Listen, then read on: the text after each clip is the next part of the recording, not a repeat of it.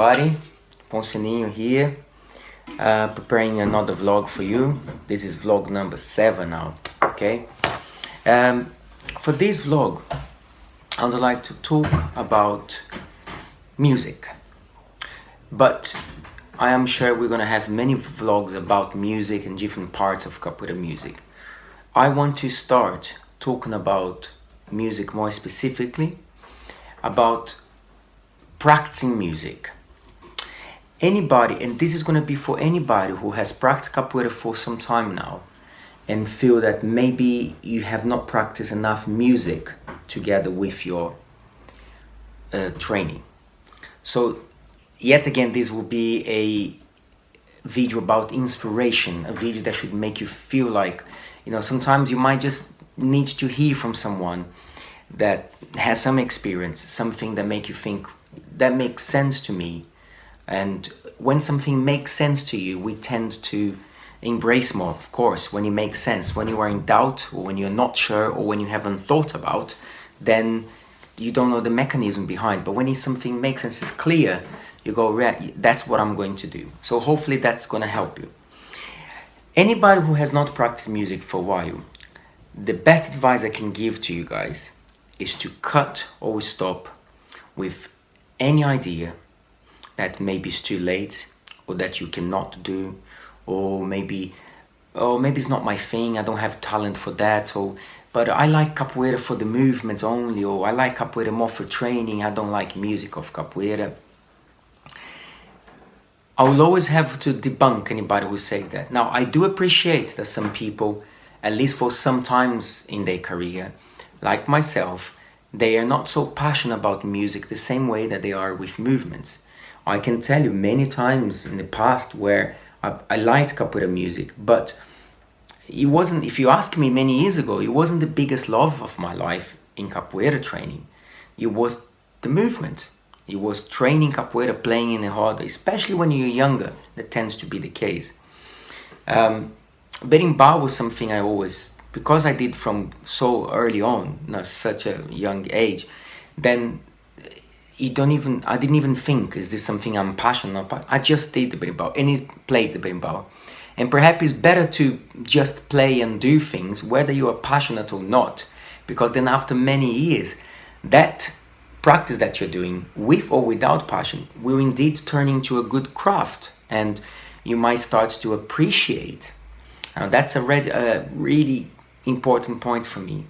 If you just do, if you practice, if you go to music class or practice at home, whatever, even if you don't have a berimbau, but you start to listen to the rhythms or atabaque, because you can start with something. If you find, I don't think that's true, but if you find the berimbau a bit intimidating, then take atabaque, take a pandeiro. Just get some rhythm in your body, just get a little bit of rhythm. And this is not for you to prove to anyone, of course. This is not for you to be able to show to anybody. This is for you to show to yourself that everybody who's gone down that route can come back now and really give a testimony of how important, how good it was. So the first inspirational thing is to say that even if you're not passionate, but if you just practice, after some time, you will become good at what you're doing. You will pass that stage of just a beginner. And because you start to get better, you then start to appreciate more all the hours that you put in. So perhaps part of our passion, we talk so much about passion and love, is not that we are passionate about capoeira always, but it's because you've worked some things that now you feel, oh my, I treasure that. Sometimes, guys, even a movement, I get so passionate about a AAU or a kick that my Mestre Antonio did a type of, for example, he does a type of meia lua de costas, né, armada, that is very specific for Mestre Antonio. He does a jump and into that. And for me, that's, now I see with treasure, I want to treasure that, I want to learn that, because I can do the movement, I master the movement to a level that I don't want to lose as well. I want to keep it. So all of the investment in time pays off.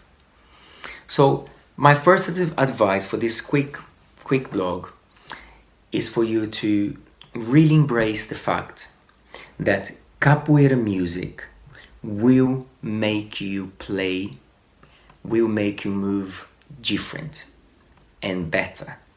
Okay? You may have heard this many times. You may already feel that when you play a bit of music, you play better, and your movements are better. But even if it sounds a little selfish, because now it sounds like I'm saying learning the instrument so you can play better. But even if it sounds like that, that is fine, because again, you start to then appreciate the music and you start to fall in love with the music.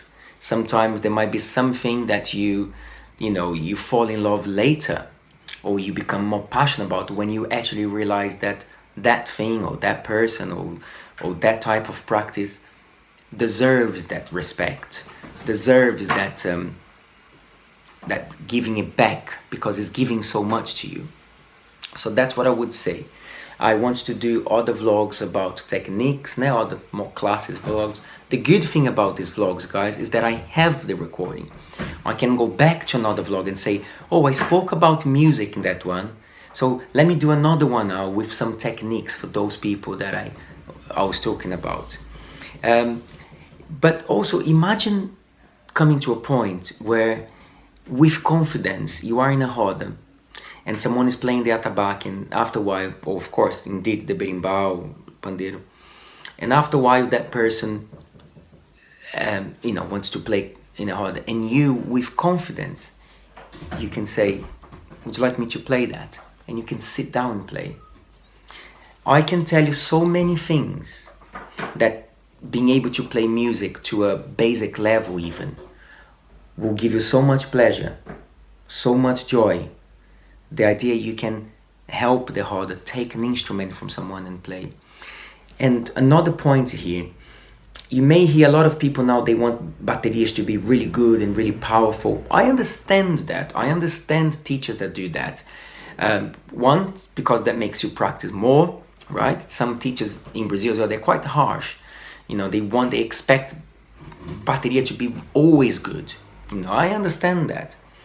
And because we know what the effect that has in the body.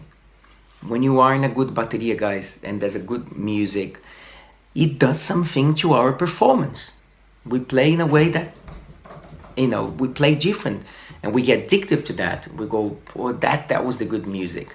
However, we mustn't start expecting a share, expecting to play with high energy. None of that. You must be able to sit in the instrument. And if you practice with me, if you are one of my students, then this is even more for you now. You should be able to sit on the instrument and just play, do the basic, do your thing. Just that 1, 2, 3. And the fact that you are doing that and adding to the roda, it's all that matters, okay? Now, if the energy is weak, we learn how to deal with that. If you are off the beat, if you cannot play and sing, for practice, I tell people, you play and sing, but if you cannot, just play sometimes. Just play the drum. We know, if someone says, so, I can't sing yet. Also, you can, because when you're not playing, you're singing. So you're singing in a roda, you're practicing a voice. When you're playing, you want to do both. When you cannot, just play. There will be many songs that you'll be able to play and sing. The simple songs that repeat themselves. So start today. Start today, okay? Or next time you come to class. My Monday classes are always tough classes that follow tradition from my teacher, okay? And my Monday class will never really stop, perhaps never is a harsh word, but will never stop being a class based on training hard, okay? So if you are a lover of my Monday class, you don't need to worry about it, because you won't stop being like that. However, I am for a while now, I'm starting this week. I am starting, I do from now and then, I do a little change in that. So a while ago I was doing classes very similar to my teaching in Brazil. So I called Guaratinguetá Mondays. We did that for a few weeks.